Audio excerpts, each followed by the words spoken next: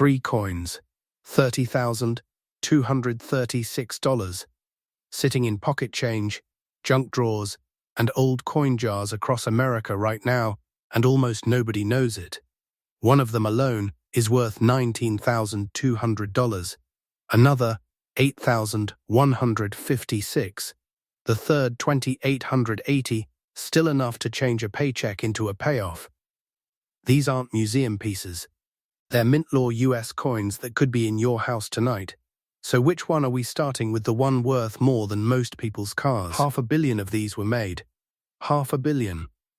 And yet one of them, just one, is worth enough to buy a brand new car. Not because it's rare in the way you'd expect, because of something almost invisible.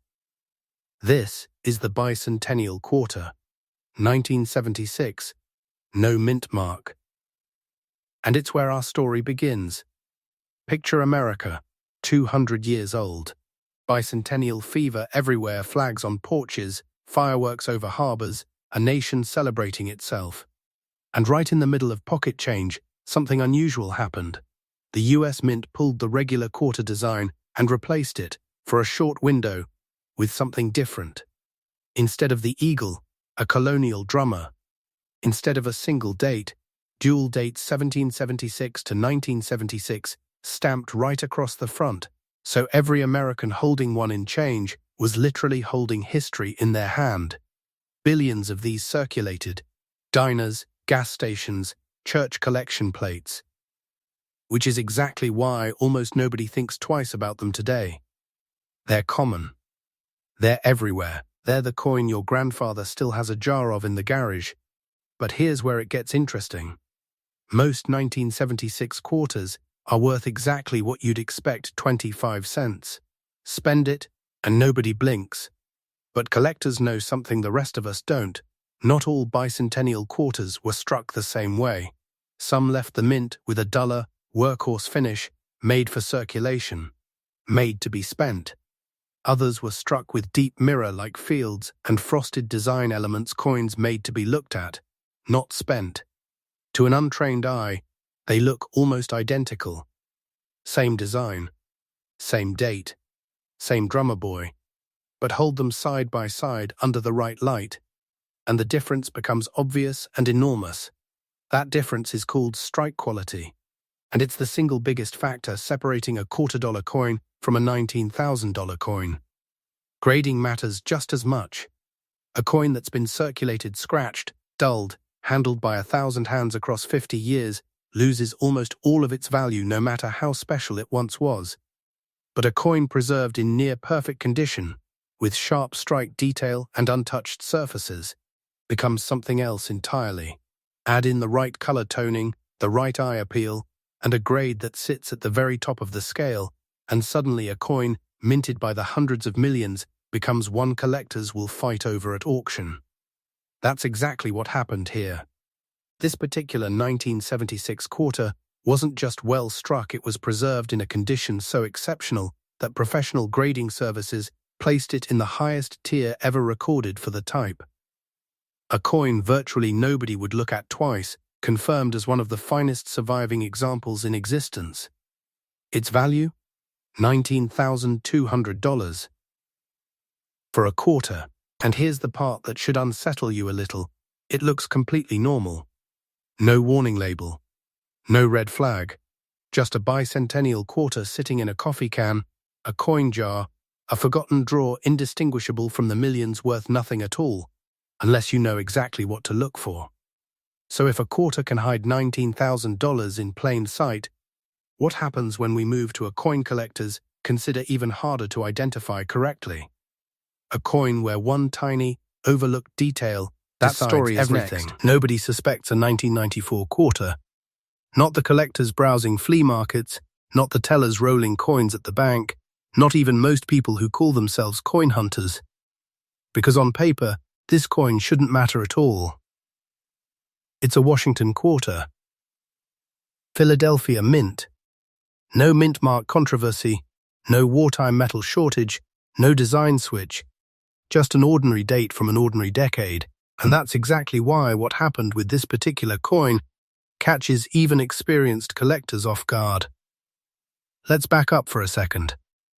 1994 wasn't a headline year for American coinage.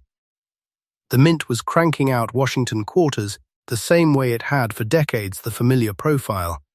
Laurel wreath on the reverse. Business as usual.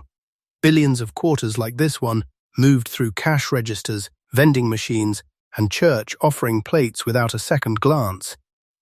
If you'd shown someone this coin in 1995, they'd have handed it back to you and asked what the point was. So why are we talking about it now? Most people examining a coin like this stop at the date. They check the year, glance at the mint mark, and move on. But specialists don't stop there. They look at something most collectors overlook entirely: the strike itself. How sharply did the dies transfer detail onto the metal? Are Washington's curls fully defined? Is the leg feather detail on the eagle crisp, or soft and mushy from a tired, overused die? Here's where it gets interesting. Most 1994 P quarters were struck quickly, in massive quantities, with dies that wore down fast under that kind of pressure. The result is a coin that looks fine to the naked eye, but, under close inspection, is soft, average, forgettable. But every so often, a coin comes off the press early before the dies dulled, capturing every detail with unusual sharpness. Full, frosty luster. Crisp lines, surfaces untouched by circulation. Side by side, an average 1994 quarter and an exceptional one look nearly the same to a casual eye. Same design, same date, same silver-grey color.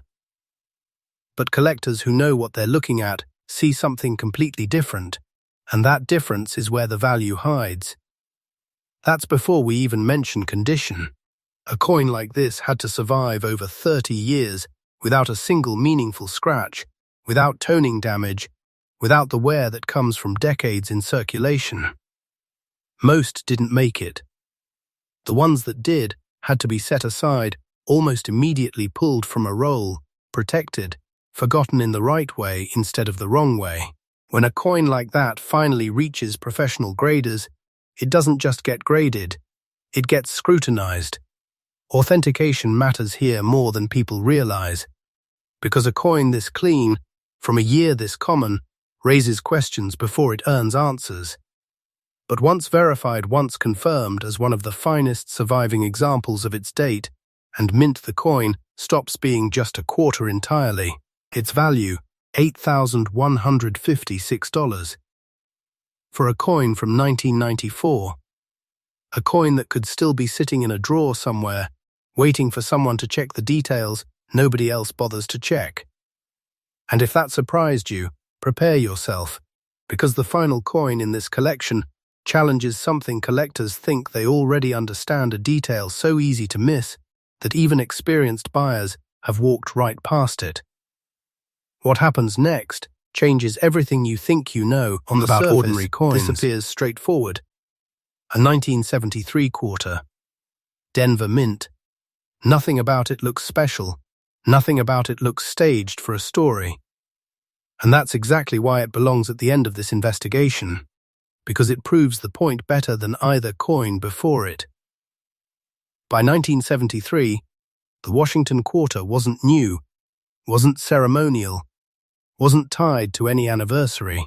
It was simply the coin America used every single day. Gas cost under 40 cents a gallon. A cup of coffee could still be paid for in change. Quarters like this one moved through thousands of hands vending machines, parking meters, laundromats, doing exactly what a coin is supposed to do: circulate, wear down, disappear into the background of everyday life, which is exactly what happened to almost every single one of them.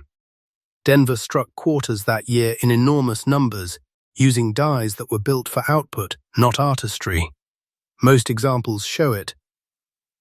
Soft strikes. Weak definition on Washington's hair. Muted, tired detail on the eagle's wing feathers. If you found a roll of 1973 D quarters today, you'd be holding a stack of coins worth exactly 25 cents each, unremarkable in every measurable way. Yet the closer collectors look, the more complicated the story becomes, because somewhere in that same production run, a small number of coins came off the press differently. Sharper strikes, fuller design elements, surfaces that somehow avoided the bag marks, the scuffing, the friction that 99% of circulating coins couldn't escape.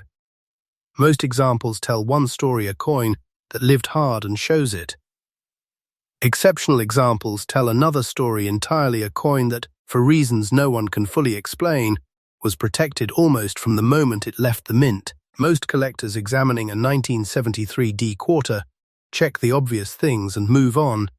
Is the date clear? Is the mint mark visible? Is there any major damage? Specialists go further. They look at luster, whether the coin still carries that original, unbroken mint shine, or whether it's gone flat and dull from handling. They look at the fine, almost invisible marks that separate a coin that spent decades in a drawer from one that spent decades in circulation. It's a difference measured in fractions, but it's the difference that decides everything. Authentication becomes critical here, too. A common date quarter suddenly claiming exceptional value invites scrutiny, and it should. Every detail gets checked. The strike, the surfaces, the consistency of wear, or the striking absence of it. Only once a coin passes that scrutiny does it earn something most 1973 quarters never will: a top-tier grade from a professional certification service, placing it among the very finest survivors of its date and mint known to exist. That's what separates this coin from the millions that share its date. Not luck alone. Preservation, condition, and a level of quality collectors rarely find in a coin this ordinary on paper. And that combination: rarity in high grade, verified authenticity, and genuine collector demand for a date most people ignore, is what pushes its value to $2,880. For a quarter that, to most people, would look like nothing at all. 3 coins, one quiet truth running underneath all of them. A bicentennial quarter worth $19,000, a 1994 quarter worth over $8,000, a 1973 quarter worth nearly $3,000. None of them rare because of some obvious flaw or famous story.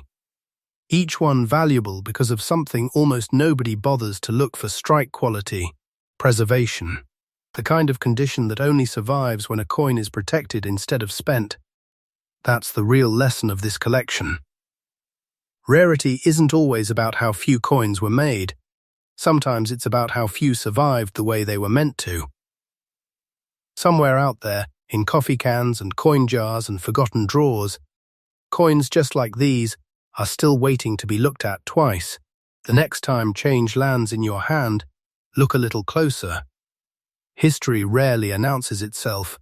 Most of the time, it's hiding in plain sight, waiting for someone who knows exactly where to look.